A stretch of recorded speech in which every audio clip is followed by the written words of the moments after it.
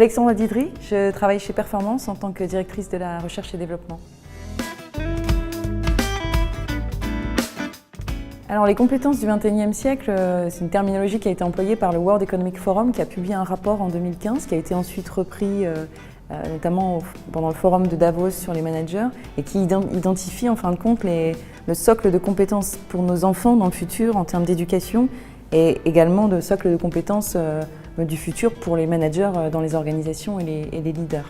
Que nous disent ces rapports, le Forum de Davos et le World Economic Forum, c'est qu'ils définissent finalement à peu près 20 compétences critiques pour le futur, notamment pour 2020, qui est un futur proche. Et dans ces compétences critiques, en fin de compte, on en a bien une quinzaine, c'est énorme, qui constituent finalement un socle comportemental ou cognitif.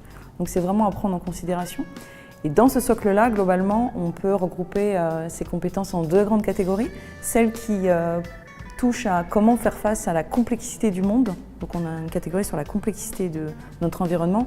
Et la deuxième, c'est comment faire face à un environnement qui est changeant. Par rapport à ça, les compétences clés sur la complexité du monde, pour faire face à la complexité du monde pour nos enfants, mais aussi pour les collaborateurs, et les collaborateurs de demain, c'est globalement la capacité à résoudre des problèmes complexes, qui est très intéressante et qui est assez corrélée à la deuxième compétence clé qui arrive vraiment en haut du podium, qui est la pensée critique.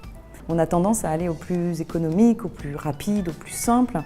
Finalement, on ne pense plus forcément à questionner les pratiques, les méthodes, tout ce qui nous est présenté. On ne pense pas à remettre en question cela.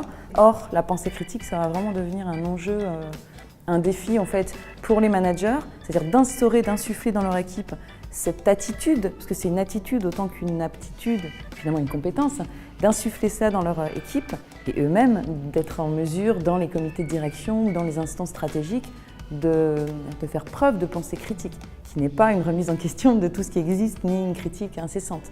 C'est vraiment un état d'esprit et c'est vrai que la pratique de la philosophie peut aider notamment à améliorer, à développer cette compétence.